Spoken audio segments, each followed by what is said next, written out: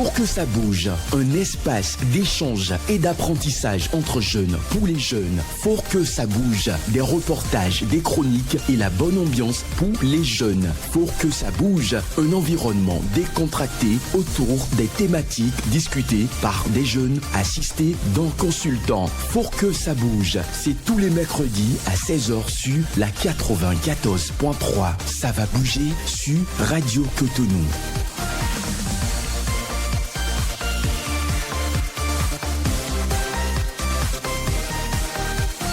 Bonjour à toutes, bonjour à tous. Merci de prendre ce nouveau rendez-vous de votre émission Faut que ça bouge sur la 94.3 Radio Cotonou, la voix des Cotonois. Aujourd'hui, nous abordons un sujet qui touche chaque famille, chaque parent et chaque enfant. Éducation de qualité et autonomie patrimoniale. Pourquoi les enfants ne devraient-ils pas compter sur l'héritage de leurs parents ? Dans de nombreuses familles, les parents travaillent toute leur vie pour assurer une bonne éducation à leurs enfants. Ils financent leur scolarité, leur études universitaires, leur formation professionnelle et leur donnent les valeurs nécessaires pour réussir dans la vie. Pourtant, une fois devenus adultes, certains enfants continuent d'attendre l'héritage de leurs parents comme s'ils constituait une étape normale de leur réussite. Cette attente est-elle légitime ? Une bonne éducation est-elle déjà le plus grand héritage qu'un parent puisse transmettre ? Les parents ont-ils l'obligation de laisser un patrimoine à leurs enfants ou les enfants devraient-ils bâtir eux-mêmes leur propre patrimoine grâce aux connaissances et aux valeurs reçues ? Pour en parler, nous recevons aujourd'hui pour vous deux invités. Il s'agit de Marie-Grâce Kofi. Madame, bonsoir. Bonsoir, monsieur OK. Comment vous allez ? Ça va bien. Oui, moi aussi, je vais très bien. Vous êtes psychologue et thérapeute en psychosomatique naturelle, c'est bien ça ? Tout à fait. C'est quoi, thérapeute en psychosomatique naturelle ?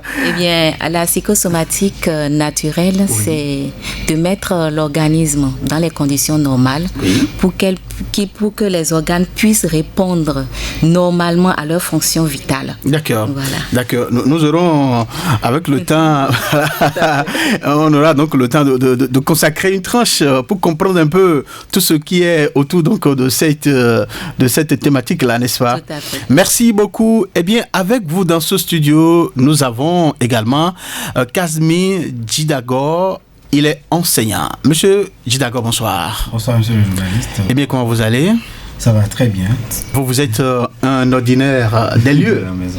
Vous voudrez bien vous approcher du micro pour que votre voix tourne bien dans le micro et permettre à nos auditrices et auditeurs de vous recevoir dans leurs différentes positions. D'accord. Alors merci donc à vous pour votre présence. De l'autre côté de la baie vitrée, il a pour nom Patrice Bédia et Job Tchikpe devant nous ici pour les images, ces images que vous allez retrouver après sur notre plateforme YouTube en vidéo que vous allez suivre. Toute l'émission sera disponible juste après cette diffusion sur cette plateforme-là, YouTube. Les auditeurs et auditrices de Radio Cotonou ont aussi la possibilité de participer à cette émission via les numéros pour les femmes 01 68 87 67 00 ou pour les hommes 01 50 52 52 73. Merci à chacun de vous. Nous allons faire une petite transition avec la complicité de Patrice Béja et puis on revient pour la suite.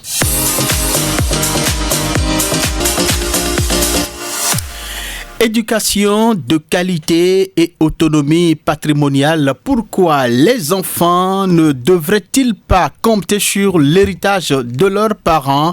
C'est bien la thématique de votre émission de ce jour et nous y sommes déjà. On va mettre un tapis vert pour entrer dans le vif de nos échanges avec ces avis de quelques jeunes que nous avons rencontrés dans la ville de Cotonou pour prendre leur appréhension par rapport à la thématique. Patrick Beja va nous permettre, j'arrive, de les écouter. Pour moi, ce n'est pas vraiment important de s'accrocher à un héritage alors qu'on a déjà réussi professionnellement ou qu'on rencontre déjà une réussite scolaire. Néanmoins, ça a son importance parce que déjà l'héritage, c'est ce que tes parents t'ont laissé sur cette terre. Donc déjà, il ne faut pas le minimiser, il ne faut pas l'oublier. Même si tu as une réussite professionnelle ou scolaire, peu importe, tu dois entretenir ton héritage. Parce que c'est ce que ton papa ou ta maman t'a laissé. Si c'est de l'argent, si c'est une entreprise, tu l'entretiens, tu la fructifies. Je pense qu'il faut redoubler les sensibilisations et de temps à autre rappeler que c'est ce qui appartient à tous, ce n'est pas pour une seule personne. Il faut que chacun se mette au travail pour ne pas compter sur l'héritage. Pourquoi attendre toujours que le papa meure avant qu'on ait, alors qu'on a la possibilité, on a la vie, on a la santé, on a tout ce qu'il nous faut pour travailler, pour réussir, et puis attendre que les parents meurent d'abord avant de commencer par se discuter sur l'héritage, que chacun se batte de son côté. Quand le moment viendra que les parents décèdent, ce qui revient à chacun, et on va partager. Même quand on réussit brillamment par ses propres efforts à l'école, à l'université, on peut toutefois accorder une importance à l'héritage familial parce que la réussite personnelle ne suffit pas toujours à rassurer. On s'accroche à l'héritage pour se sentir pleinement légitime. On s'accroche à l'héritage pour rester loyal envers sa famille et ensuite, je dirais, pour trouver une sécurité et un enracinement que le travail seul qu'on aurait fait à part ne garantirait pas. Alors, chers invités, vous avez écouté avec nous ces différents avis sur la thématique l'héritage. Est-ce que les enfants ont-ils le droit donc de compter sur l'héritage de leurs parents malgré leur réussite académique, professionnelle et tout le reste? Alors, la première question qui me vient à l'esprit maintenant et tout de suite, c'est de demander à notre psychologue que signifie d'abord l'héritage. Quand on parle de l'héritage, qu'est-ce qu'on peut comprendre selon vous, Madame Marie-Grâce? En termes très simples, oui. L'héritage, c'est d'abord l'ensemble des biens, des droits, des avoirs et aussi des devoirs d'un être humain. Et maintenant, quand il décède, il le lègue maintenant à ses ayants droit. En termes simples, c'est ça l'héritage. C'est ce qu'on peut retenir sur le vocable l'héritage. Tout à fait. Et Monsieur Jidago, vous avez des éléments de compréhension? Non, tout à fait. L'héritage s'étend donc au bien de la famille, au bien que le parent a laissé à ses enfants. Tout le mal qu'il a fait sur terre. Donc l'enfant hérite en réalité aussi bien du bien matériel, mais aussi des erreurs, des bévues, des dégâts que le père ou la mère ont laissés à l'enfant. Donc ici, il doit compter sur ça. Je pense qu'il est mal barré. D'accord.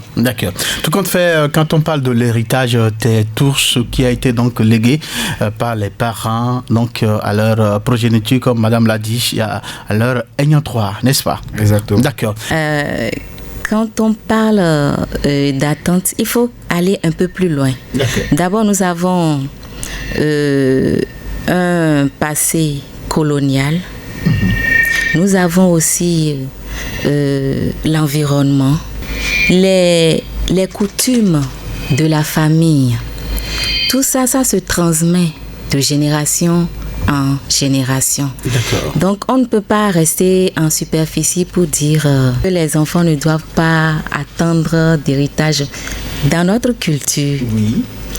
Quand on parle d'héritage, c'est d'abord l'idée de responsabilité. Maintenant, quand un jeune est responsabilisé, c'est un peu comme une gloire. Quand on te responsabilise devant un patrimoine ou bien un héritage, c'est un peu comme une gloire que tu sois responsable. Quand on est responsable, on mange avec les grands, on parle avec les grands. Au temps de nos aînés, c'était ça. Donc, tout le monde a envie d'avoir cette place de choix pour se sentir élevé dans nos sociétés passées. Donc, de transmission en transmission, ces gènes vont rester. Mais les enfants ne savent pas pourquoi ils s'accrochent au patrimoine ou à l'héritage laissé par les parents ou la famille. Oui. D'abord, avant, vous devez être capable de vous occuper de la veuve et des orphelins. D'accord. Bien. de vous occuper de ce qu'on vous a laissé, de ce qu'on vous a légué. Vous n'êtes pas seul à avoir accès à tout ça. Vous devez bien partager. Ça veut dire que c'est quelqu'un d'assez formé, d'assez responsable. Et ça se transmet de génération en génération. Voilà. Jusqu'à nous aujourd'hui. Absolument. Maintenant, quand on prend cet aspect qu'on veut creuser un peu, pourquoi les jeunes ne doivent pas et aiment s'attarder sur l'héritage malgré qu'ils ils ont pu réussir dans la vie. Il y a un côté en nous qui n'a pas changé, le fait d'être connu et valorisé. Donc, l'idée de responsabilité a un peu clivé et ça a fait place à cet état-là. Donc, d'être uniquement valorisé. Mais c'est la responsabilité qui t'aide à être valorisé. Et les autres ne seront pas lésés. Tout est équitable. Et l'héritage avant ne se vendait pas. Ça passe de droit en droit, de succession en succession. Ça ne se vendait pas. Absolument. Au temps colonial, il y a eu les choses ont un peu bougé. Et on dit ici c'est réquisitionné pour un hôpital, c'est réquisitionné pour une école. Bon, les anciens ne comprenaient pas ça. Il faut encore recommencer, il faut qu'on leur donne d'autres terres pour qu'ils puissent reprendre encore le même processus. Donc tout ça là, ça bouscule les habitudes et ça bouscule aussi le côté psychique d'un individu. D'accord. Voilà. D'accord. Alors, vous êtes parti un peu donc de l'origine de la situation. Voilà, quand on parle de l'héritage commun, cela donc se lègue de génération en génération. Mais aujourd'hui, ce qui nous pousse à poser la problématique, c'est bien ce déchirement aujourd'hui donc qu'on constate au niveau des ayants droit, les enfants donc qui se déchirent parce que les parents ont laissé quelque chose. Parfois, certains enfants travaillent à précipiter les parents l'au-delà pour s'accaparer donc de ce qu'ils ont pu construire. C'est justement cela qui étonne. Voilà, cet aspect des choses, comment vous l'expliquez? C'est la perte de repères tout simplement. Quand tu veux hériter, qu'est-ce qui en découle? C'est que l'enfant doit savoir que c'est être responsable. Parce que s'il est habile, la responsabilité qui lui tombe sur le dos, il doit réfléchir à ça, s'il doit l'accepter ou refuser. Dans nos sociétés anciennes, qu'est-ce qu'il faisait? Parfois, ça peut être le Benjamin qui hérite. Parce qu'on le voit assez vaillant, assez responsable. Il peut défendre les droits des veuves, des orphelins, bien répartir l'héritage pour que ça reste dans la famille. Oui. Voilà. Mais on constate maintenant que, comme vous l'avez dit, les enfants veulent précipiter les anciens dans la tombe pour pouvoir hériter. J'irai un peu fouiller dans l'enfance parce que je fais l'enfant et l'adolescent et tout part de là. D'accord. Dans les travaux du psychologue Bowlby, il a pu travailler sur les 4 types d'attachement. Et parmi ces 4 types, il y a l'attachement sécure, il y a l'attachement anxieux, évitant et désorienté. Maintenant, quand la mère et le père n'arrivent pas à sécuriser l'enfance de l'enfant, cette insécurité le suit jusque dans ses études et aussi au-delà. Même quand il réussit, il n'est pas sûr de lui. Il se dit, je peux perdre du jour au lendemain un poste, mais la parcelle de ma mère ou bien de mon père qui est là, si les autres ne partagent pas ça avec moi, je pourrais vivre là avec ma famille, mes enfants. Donc cette idée commence par germer dans son esprit. Donc ça part de l'enfance. L'éducation des enfants est primordiale.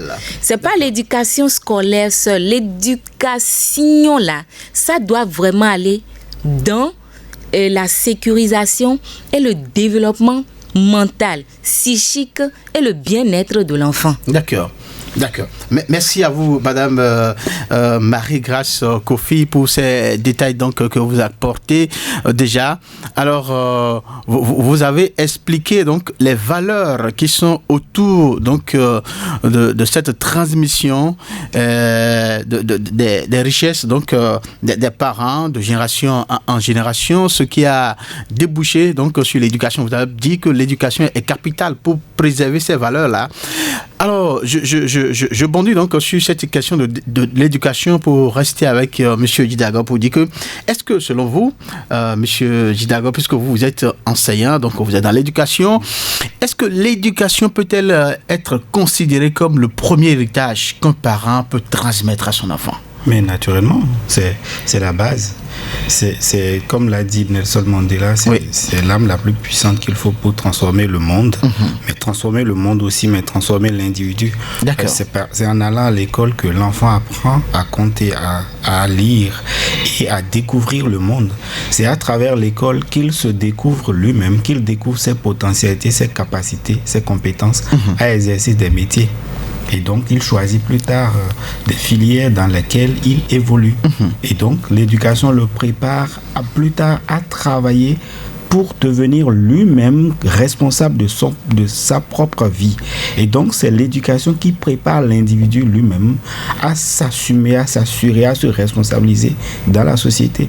L'éducation a tellement de rôles qu'on s'étonne de voir des enfants issus de familles quand même aisées qui, après avoir reçu autant de connaissances, autant de bagages intellectuels, après avoir acquis autant de compétences, se retournent vers le bien matériel. Et tout à l'heure, je suis en train de découvrir avec Madame la psychologue que en fait, c'est une préparation. Le problème, sa source vient depuis la famille. C'est la famille qui conditionne l'esprit de l'enfant à considérer que ses parents en ont suffisamment pour lui en donner toute sa vie. Parce qu'aujourd'hui, je ne sais pas si je peux aller dans ce sens, mais on remarque de plus en plus que les parents aiment amener leurs enfants à l'école en voiture. Vous voyez, ça c'est un élément fondamental. En faisant cela, on conditionne l'enfant à un mode de vie que lui-même, il est de plus en plus difficile pour lui d'assurer parce que l'existence... un mode de vie. Voilà, parce que la vie devient de plus en plus chère. Ça devient de plus en plus cher. L'enfant grandit dans un standing et quand il devient adulte, il est plus difficile pour lui de réaliser les mêmes choses que ses parents. C'est les parents qui ont facilement de la facilité à avoir des parcelles à Cotonou, à Calavi et autres. Lui, difficilement il arrive à payer le loyer. Et donc il se dit, si seulement je pouvais bénéficier de l'héritage de mes parents, ça serait plus facile pour moi. Donc l'héritage devient une garantie pour l'enfant et il va vers l'éducation, et il va vers l'héritage au lieu de faire confiance à l'éducation qu'il a reçue, qui pourrait quand même l'aider à faire mieux même que ses parents. D'accord. Alors, dans les propos que nous avons entendus à l'entame de cette émission, il y a des gens qui ont soutenu que voilà, l'héritage constitue dans certaines circonstances une base, voilà, un point de départ pour un enfant de bondir dans la vie. Est-ce que ces considérations aujourd'hui tiennent encore? Moi j'ai envie de leur demander, et nous autres qui n'avons eu droit à aucun héritage. Moi, je n'ai eu droit à aucun héritage. Et j'ai évolué en me basant sur ce que je gagne moi-même.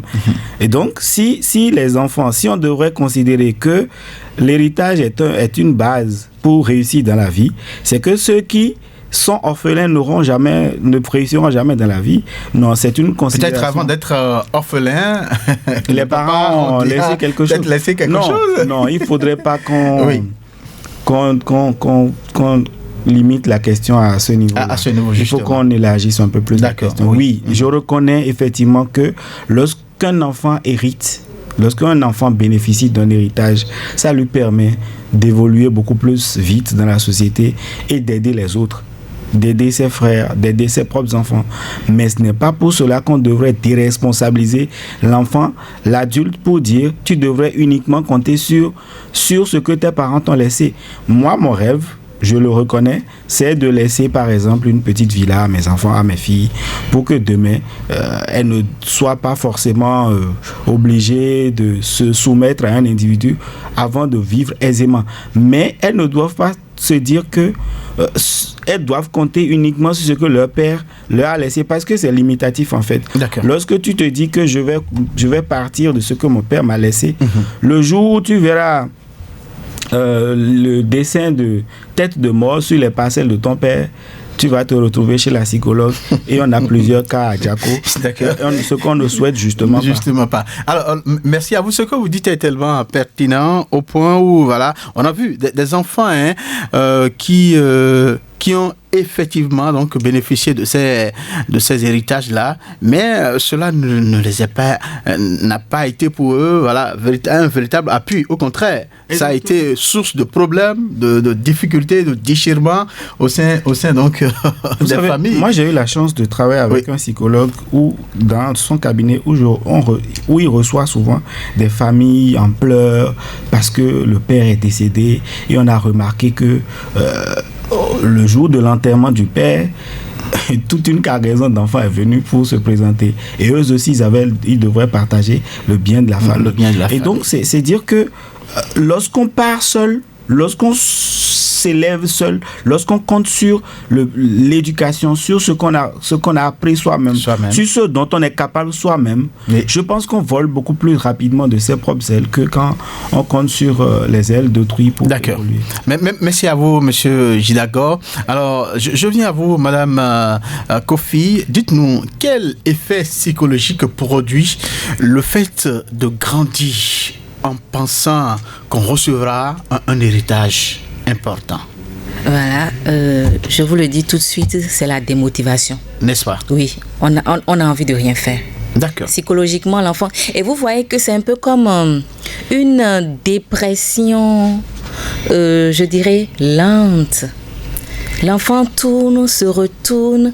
Est-ce que je dois entreprendre si... Non, bon, il y a la parcelle là, il y a la maison ici, il y a ça, bon... Même si ça ne marche pas, je vais rebondir là. Il ne va pas en tant que conquérant. Quand vous prenez deux individus, la famille s'est réunie pour le pousser vers l'Europe. Je parle vraiment du canal normal. Hein.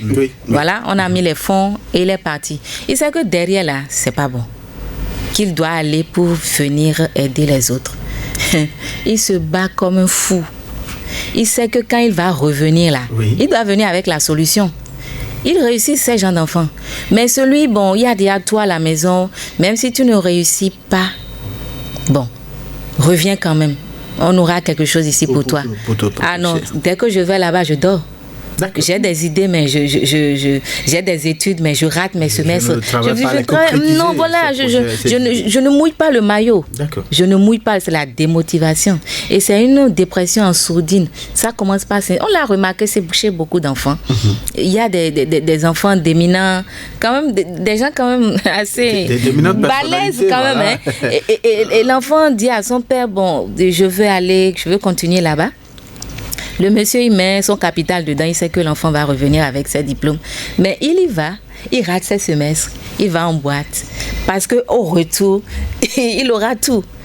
Même quand on va partager, quelque chose va tomber sur lui. Même s'il y a plusieurs enfants, quelque chose tombera sur lui. Donc, il rate ses semestres, il va en boîte, il dilapide les sous de son pauvre père, qui ne fait qu'envoyer en espérant que le retour de mon enfant est proche, est imminent, il pourra soulever les autres parce que c'est lui l'aîné. Il n'a pas pris la peine de voir parmi les enfants celui qui peut porter et endosser cette responsabilité. D'accord. Donc, de ce point de vue-là, les parents sont un peu, est-ce que je dirais fautifs, mal renseignés. Si vous voulez que votre enfant soit indépendant, si vous voulez qu'il accomplisse... Ah non, il faut commencer dès le bas âge. D'accord. Il faut le sécuriser. Il faut le laisser tomber. Et il faut le ramener aussi. Il faut le laisser faire avoir des échecs. Ne passez pas derrière pour dire bon, merci, complétez point, essaye de voir, c'est pas bon, ses amis, il aura honte. Non, laissez-le avoir la honte de sa vie. Maintenant, reprenez-le. On a tout le temps, en tant que parent, on a la facilité de condamner l'enfant. Non, l'échec là, ça fait partie du processus de développement d'un être humain. C'est nécessaire, c'est vital. Vous ne pouvez pas évoluer sans avoir jamais échoué. C'est pas possible. D'accord. Donc, l'enfant, vous le ramenez, vous lui dites, ah voilà, tu as échoué. Bon, qu'est-ce que tu en penses? Pas, et voilà, j'ai dépensé mon argent. On a eu un enfant qui a fait une crise, il a failli mourir, un enfant de 16 ans, il a failli mourir comme ça. Parce qu'il dit, j'ai pas réussi. Ouh, ma mère et mon père, il s'est recroquevillé dans la chambre, il souffrait, personne ne savait. On l'a découvert fortuitement. Un enfant de 16 ans, mais laissez les enfants échouer. Laissez-les échouer. Parlez-leur, vous les ramenez à vous, vous leur expliquez que oui, l'échec est normal, mais il faut apprendre de cet échec. Vous apprenez à votre enfant comment il faut apprendre de son échec pour évoluer. Mais si vous ne le faites pas, voilà les conséquences. Donc, en procédant ainsi, vous amenez les enfants à se préparer psychologiquement que voilà, il n'aura pas à compter demain sur un héritage. Voilà, il ne comptera même jamais sur l'héritage. On a eu ces genres de cas, ils n'ont pas du tout envie de l'héritage. D'accord. Héritage, parents, enfants. Alors, monsieur l'enseignant, dites-nous, quel est le rôle finalement de l'école dans cette situation-là? Moi, je dirais d'abord quel est le rôle des parents. Puisque moi, ce que je constate de plus en plus, c'est qu'on a des parents qui font croire aux enfants qu'ils ont déjà tout. Au point où parfois les enfants... Moi, je me souviens en 2016, j'étais dans une classe de première A où le petit, il vient en classe. Bon, moi, j'étais à 2 ans d'exercice de mon métier. Donc, j'étais un peu encore claudiquant et puis il a remarqué. Donc, il cherchait à frimer avec moi. Il me montre à la veille des congés de Pâques le billet d'avion qui devrait l'emmener en Italie pour passer la période de Pâques. Et donc, il me montrait que lui, il avait déjà tout, donc il n'avait plus besoin de cela. Et j'ai appris plus tard que c'est un enfant qui narguait tout le monde. Bon, il n'arrivait pas à le faire avec moi, évidemment. Mais vous voyez, en fait, la préparation mentale de l'enfant commence depuis la maison. C'est aux parents de dire ce que j'ai n'est pas pour toi. Tu devrais aller à l'école pour chercher toi-même ton propre pain. Et d'ailleurs, la Bible nous le démontre à travers la parabole de l'enfant prodige, je crois. Et on devrait beaucoup plus enseigner cela aux enfants depuis la maison pour leur montrer que on ne compte pas sur l'héritage familial et puis que l'héritage familial finit par s'épuiser. Lorsqu'on a suffisamment fait ça, l'enfant va considérer l'école.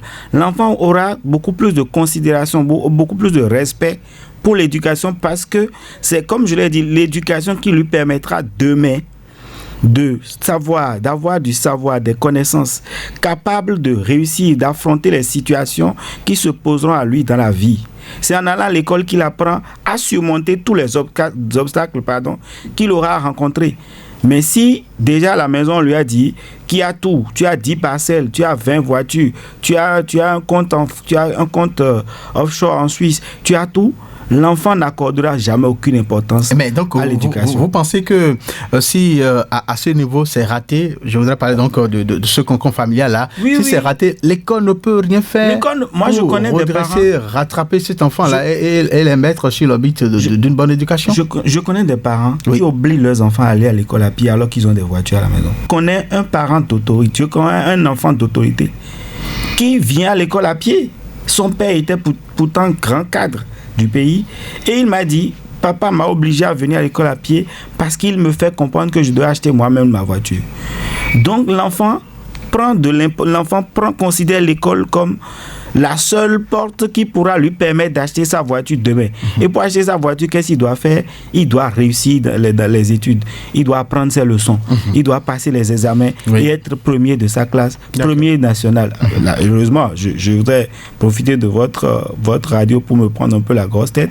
Nous avons le premier du Bénin dans mon établissement. Il a été mon élève. Et donc, ce petit... Au niveau baccalauréat. Ce petit, il était tellement conscient... Félicitations à vous. Merci beaucoup. Il était tellement conscient de l'importance pour lui de réussir sa vie que quand vous le voyez, il avait la rage depuis la classe de 6e, c'était quelqu'un qui ne tolérait même pas d'avoir moins de 17 sur 20 dans une matière. D'accord. Lorsqu'il a 17, vous le voyez, il est triste, il a du mal à parler avec les gens. Parce qu'il a pris conscience de ce que, en fait, c'est en prenant les études très au sérieux qu'il pourra demain devenir ce qu'il est devenu aujourd'hui. Oui. Il aura l'attention des plus grandes autorités du pays. Il occupera le plus grand poste comme les grands cadres du pays, grâce à l'éducation, parce qu'il aura eu des diplômes, il aura eu suffisamment de compétences. Alors, l'éducation au cœur de tout, n'est-ce pas? Absolument. Mais dites-moi, est-ce que les parents ont-ils une obligation morale de laisser un héritage à leurs enfants? Madame Kofi, dites-nous. Une obligation morale. Morale, oui. C'est assez profond. Oui. Si. D'accord. L'éducation. C'est-à-dire l'éducation. Voilà. L'éducation est primordiale, c'est capital de pouvoir éduquer son enfant à réussir par lui-même. Oui, vous l'avez démontré tout à l'heure, l'éducation, surtout, c'est une obligation. Ça, c'est mais au-delà donc de cette éducation, quand on parle du matériel, voilà, les maisons que nous avons construites ici, les terrains acquis pas ici, les parents en ont suffisamment. Ont-ils l'obligation de penser à léguer quelque chose à ses enfants malgré leur réussite? Un clin d'œil à Patrice Béja, voilà, il est en train de préparer l'avenir de son enfant, et ce que je dis, il en sait quelque chose. Alors, est-ce que les parents ont cette obligation-là? L'éducation, au-delà de l'éducation, l'héritage, pas vraiment. D'accord. Oui. Déjà que l'éducation de base est garantie, bien assise. L'enfant sait qu'il peut se débrouiller. Oui. Quand il aura peut-être un échec cuisant, il aura besoin de puiser dans un fond. Oui. Le parent peut se porter garant dedans. Mais de lui apporter comme l'a dit Monsieur Hidalgo. Voilà. Ce que le papa ou bien la maman a fait appartient au papa et à la maman. Oui. Oui. C'est pour eux. C'est eux qui ont souffert pour l'avoir. Mais ce qu'ils doivent apporter obligatoirement, là, ce qui est obligatoire, oui, c'est l'éducation. Et aider l'enfant à arriver par ses propres moyens. Un être humain, en fait, il faut que l'enfant sache qu'il est un être humain complet, à part entière, et qu'il doit chercher les ressources nécessaires pour son bien-être à lui. Et son bien-être la passe par le développement de ses capacités et par la suivi de ses visions à lui. Les parents ont suivi leur vision à eux. Voilà. Et j'entends parfois des enfants qui disent, mais s'il ne voulait pas, pourquoi il m'a amené dans ce monde? Mais non.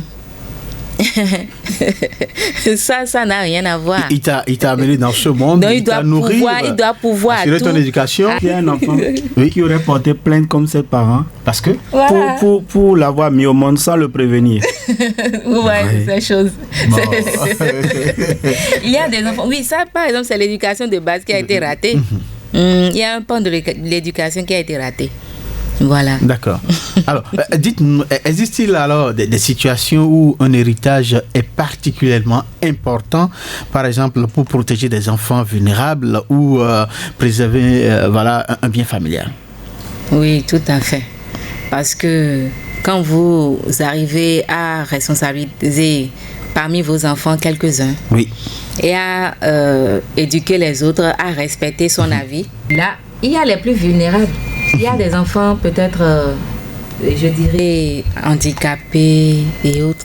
Avec ce legs, lui prend pour être responsable. C'est pour cette raison que je parle depuis de responsabilité. D'être responsable des plus faibles. Oui. Voilà. Donc, c'est parfois prudent de laisser quelque chose pour ces genres de cas. D'accord. Un patrimoine familial. Parce que les patrimoines familiaux de la famille, ça, c'est pas que du plaisir. Il faut l'entretien. C'est de la responsabilité. Oui, c'est une trop grande responsabilité.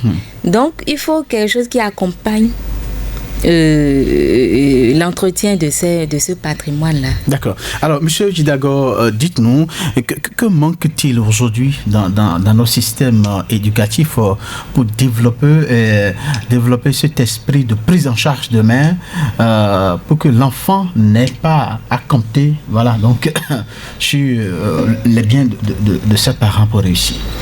Dans notre système éducatif, qu'est-ce qui manque? Ce qui manque de plus en plus, c'est un programme élargi sur l'éducation familiale. Nous, par exemple, quand on était au collège, il y avait un cours qu'on appelait PEDIP. Et on nous obligeait à apprendre les métiers. Même si vous ne voulez pas faire l'enseignement technique, vous devez apprendre à exercer un métier avec vos 10 doigts. Moi, j'avais fait fonderie, j'avais des amis qui étaient soudeurs, menuisiers, etc. Mais c'est en train de venir maintenant. Et il suffit de faire le choix. Donc, notre système éducatif manquait un peu de ce secteur-là. Maintenant, il y a l'esprit de résilience. Vous savez, on a de plus en plus d'enfants fragiles qui, dès que vous voulez leur faire même des reproches, ils se mettent à pleurer et à demander à voir leurs parents. On a des enfants de plus en plus dépendants et donc qui sont condamnés à compter sur l'héritage familial. Donc il faudrait qu'il y ait beaucoup plus une relation renforcée, c'est le deuxième point, une relation beaucoup plus renforcée entre les parents et l'école. Une relation étroite entre l'école et les parents pour compléter l'éducation reçue à la maison, parce que on a de plus en plus l'impression que l'enfant, quand il vient à l'école, quand on lui transmet des valeurs, ces valeurs sont contredites quand l'enfant arrive à la maison. On te dit, tu n'as pas besoin de beaucoup d'argent, par exemple, pour manger à 10 heures. Le parent lui remet 5 000 francs quand il va à l'école. Donc, il y a une sorte de dichotomie. Il y a une sorte de... Comment je vais dire? Il y a une sorte d'opposition entre les valeurs de l'école et les valeurs que les parents d'aujourd'hui transmettent à leurs enfants. D'accord. On a des parents qui mettent beaucoup plus l'argent devant. Ils veulent montrer à leurs enfants que c'est le luxe qui compte. Il faut être à la page, il faut ci, il faut ça. Et pendant les vacances, on achète iPhone à l'enfant. Lorsqu'on conditionne l'esprit de l'enfant à la facilité et qu'il vient à l'école, on lui apprend la résilience, on lui apprend la résistance, on lui apprend le courage, on lui apprend les vertus, il s'en fout. Ce serait donc à l'antipode, voilà, de ce qu'il a réussi à la maison. C'est pourquoi moi je dis toujours... Monsieur Jidago, vous êtes tellement intéressant, voilà, au point où il nous faut évoluer dans les échanges. Naturellement. Alors voilà, dites-nous, je voudrais maintenant qu'on aborde un peu quelques conséquences pour cet enfant-là qui a grandi dans ce rêve de pouvoir bénéficier demain, voilà, donc de l'héritage de ses parents. Sur ça, il va faire sa vie. Alors, un enfant qui grandit dans cette ambiance-là, quelles seraient demain donc les conséquences pour lui et pour son environnement? Oui, merci. Les conséquences seront très lourdes. Je vais être bref, je vais directement dans les exemples. Allez-y très rapidement. Oui. Je les ai vus il y a très très très très très longtemps, des années, quand les enfants étaient au collège, mais les parents dépensaient. Quand ils ont fini le primaire, ils sont allés au collège en privé. Voilà, maître d'études à 40, 50 000. Le père a mis dedans, la mère a mis dedans. Ils ont vraiment dépensé pour que ces enfants aient de grands diplômes. Effectivement, premier, deuxième, vous voyez, jusqu'à la licence et autres, master 2, ainsi de suite. Bon, moi, dans mon esprit, ils sont bien partis, mais il y avait déjà quelques défaillances là. Il y avait déjà un peu de... J'ai essayé d'attirer l'attention de la mère. Mais bon, elle se disait avec un bon bagage intellectuel, les enfants sont partis. Bon, quelques années plus tard, après la réussite scolaire, je dirais, des enfants, le père est décédé. La mère a mis toutes les économies pour élever les enfants. Maintenant, quand ils ont fini, ils ont fait jalonneur. Ils ont fait vraiment jalonneur. D'accord. Partout. Ils ont fait des stages gratuits comme payants, déplacements. Mais ça n'a rien donné. Ça n'a pas. Ils ont vu que l'âge avançait. Oui. Ils doivent fonder des familles et autres. Ce garçon aîné, il a été obligé d'acheter Bajaj sur les maigres économies. Parce que c'était des fonctionnaires d'État. Bajaj pour devenir Zem. Oui, et maintenant la fille, elle va chercher, les friperies. Les friperies, même pas pour faire live, elle est obligée de vendre les friperies. Et ces enfants qui avaient un haut standing, et habits bien repassés et autres, non mais là, il n'y a plus rien. D'accord. Maintenant, la mère n'a plus rien.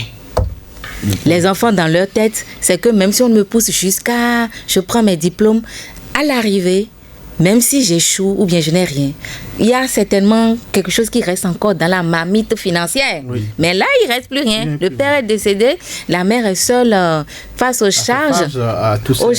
Donc voilà, ce genre de conséquences, j'en croise souvent.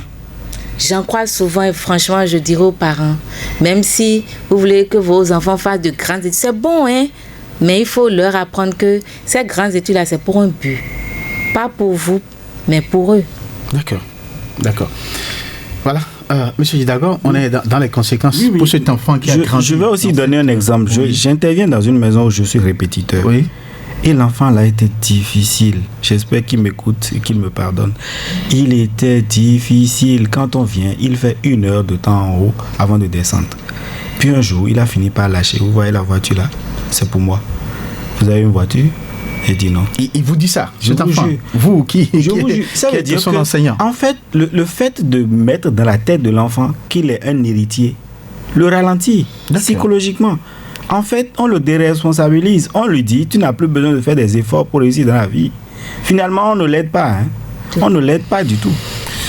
Voilà, c'est compliqué, voilà, mais on va à présent faire liaison avec nos auditeurs pour que, voilà, s'il y a d'éventuelles questions, d'éventuelles contributions, on pourra donc les recevoir sur les numéros 01 68 87 67 00 ou 01 50 52 52 73. Donc, nous parlons. Allô, un auditeur s'est installé. Bonsoir. Oui, je sais déjà. Allô. Allô, bonsoir. Oui, bonsoir. Oui, à qui avons-nous l'honneur? Oui. C'est M. Bonaventure Baou. Monsieur Bonaventure Baou, vous êtes en direct sur Radio Cotonou. Vous nous appelez de... Oui, depuis Saint-Cécile. Saint-Cécile. Donc, c'est pour vous dire que l'affaire d'héritage là, avant, ça avait une connotation qui était bien définie et bien comprise des parents. Et puis, on fait l'association de ce que cela doit être au niveau des enfants. Maintenant, de nos jours, je ne sais pas si c'est la technologie, si c'est la paresse, les enfants prennent l'héritage qui est notre plan. C'est-à-dire, on veut hériter juste pour soi et pour les autres. Normalement, un héritage laissé à un grand frère, c'est pour que les petits enfants qui sont derrière puissent aussi en profiter. Maintenant, de nos jours, on est pressé. On ne veut rien faire, on n'a pas que le parent meurt. Des fois, le parent ne meurt pas, mais on est pressé pour qu'on puisse prendre part de ces biens acquis. Il y a aussi le fait que les parents aussi gardent les enfants dans les liens parentaux pour ne les laissent pas aller se débrouiller, aller se forger, aller se former pour devenir des hommes dans la nature. Les parents, ils pensent que les enfants aussi sont dans le droit chemin, donc il faut leur léguer ce truc-là. Et puis, lorsque vous mettez cette image-là, l'enfant, il va paraître, il ne fera pas les trucs comme cela se doit. Donc, quelque part, ça dépend des parents, ça dépend aussi des enfants. D'accord. C'est juste un apport. D'accord, merci. Merci à vous, monsieur Sanson. Oui, merci à vous, monsieur Baou. Oui, merci. Merci à vous donc pour cette contribution que vous apportez à la compréhension donc de cette thématique-là autour donc de l'héritage. 1 68 87 67 00 ou 01 50 52 52 73. Auditeur en ligne, bonsoir. Oui, bonsoir, monsieur Sanson. Oui, bonsoir. Qui avez-vous l'honneur? C'est Malik Noupo, je vous appelle vers le Pas-de-Chine. Oui, d'accord, Malik Noupo. Vous êtes en direct. Salut ceux qui sont autour de vous. Hein. Oui, oui, on vous salue. Oui, bonsoir, monsieur. Oui. Bonsoir, comment vous allez? Ça va. Merci beaucoup pour ce que vous faites pour la nation. Et je salue aussi la grande dame qui vient à côté de vous. Oui, Madame Marie-Grâce, oui. Ok, pour ce que moi je vais retenir tout ça, je vais dire plusieurs pour les gens, pour parents, que quand il y a 2 enfants ou 3 enfants ou 4 enfants, il faut toujours dire aux enfants que ce que j'ai, c'est pas pour vous. Parce que les enfants d'aujourd'hui ne veulent pas réfléchir. C'est ce que les parents ils ont, c'est ça qu'ils devront récupérer, quoi. Et au moins, si il y a 2 enfants ou bien 3 enfants, tu vois que au moins dans les enfants, il y a 1 ou bien 2 qui ne fait pas l'effort. Il faut parler toujours mieux faire la dialogue avec les enfants, ou bien il va faire testament avant de mourir.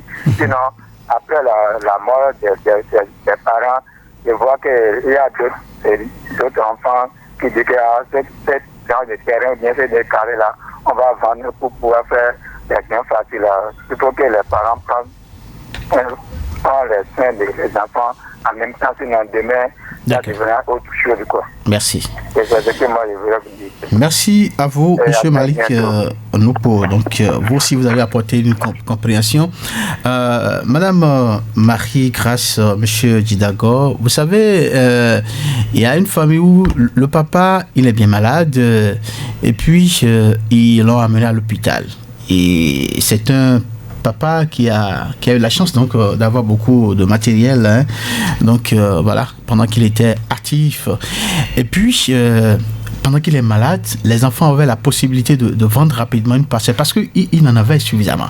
Donc il avait la possibilité de vendre une parcelle pour aider le papa donc à se faire soigner.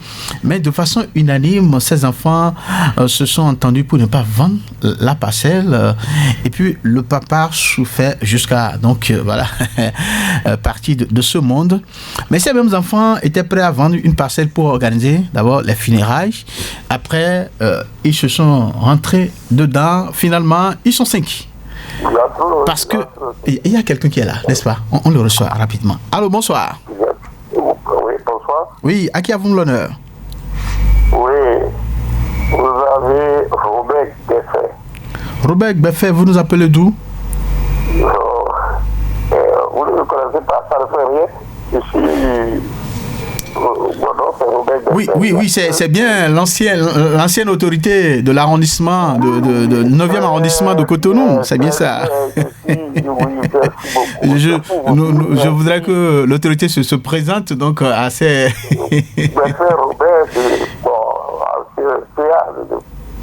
Oui, allez-y, monsieur. Oui, monsieur le CA, oui, allez-y. Mon problème, c'est pour vous dire merci de vos conseils. Oui, merci à vous aussi. J'aime beaucoup vos conseils. Merci. Et ça me fait plaisir. Vous allez dire merci. L'ancien maire de la ville de Cotonou. Ah, d'accord. Mes félicitations pour son poste actuel à l'Assemblée. Je dis que son ami, son numéro qui est là maintenant. D'accord. Mais merci à vous. Merci à vous. Je vous dis merci pour tout. C'est très bien comme conseil. Merci beaucoup. D'accord. Merci, oui, voilà. Robert Beffet, c'est l'ancien chef d'arrondissement du 9e, ancien député également, donc chef d'arrondissement, ancien chef d'arrondissement de 9e donc, arrondissement de Cotonou. Merci donc pour cette contribution, il nous félicite.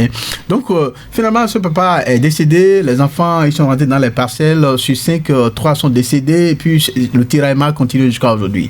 Voyez-vous, ce sont là les exemples de ce que vous êtes en train d'évoquer. N'est-ce pas? Je vais faire une brève parenthèse là pour dire que les anciens, les aînés d'une famille ne doivent pas être poussés à la porte.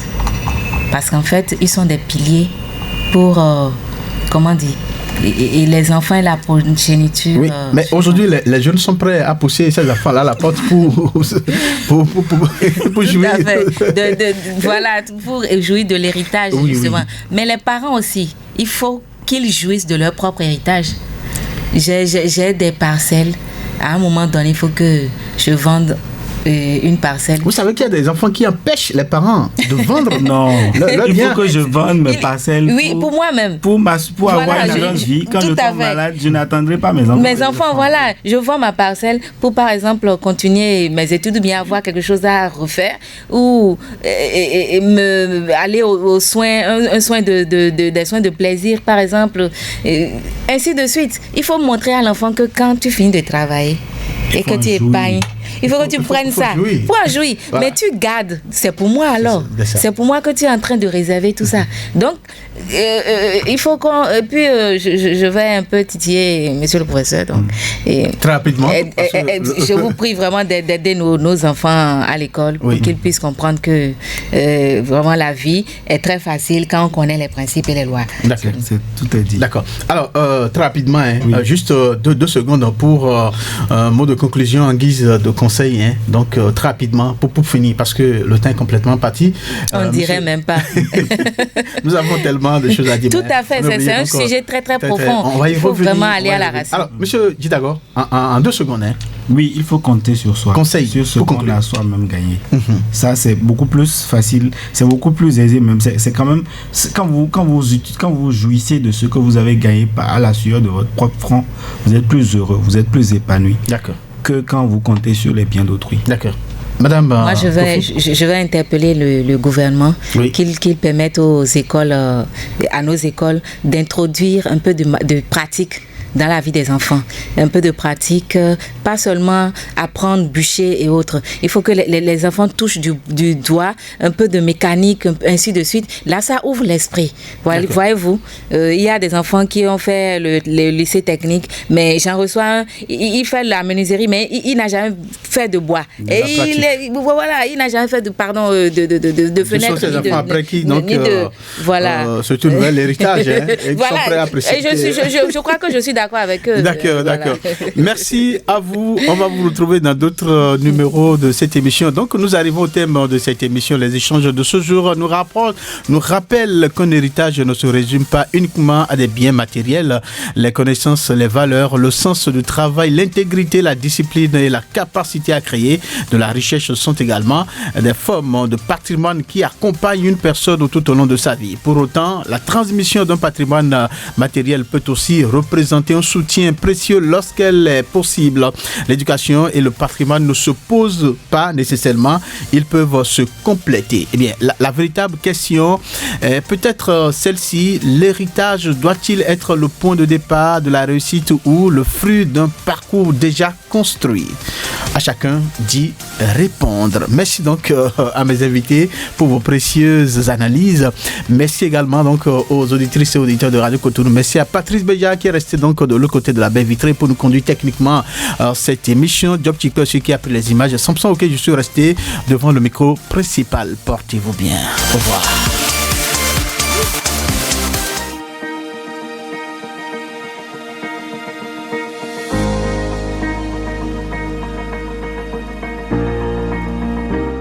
Population de Cotonou. Elle est là. Radio Cotonou. Votre radio est là. Restez désormais câblés sur la 94.3. Radio Cotonou, la voix des Cotonois.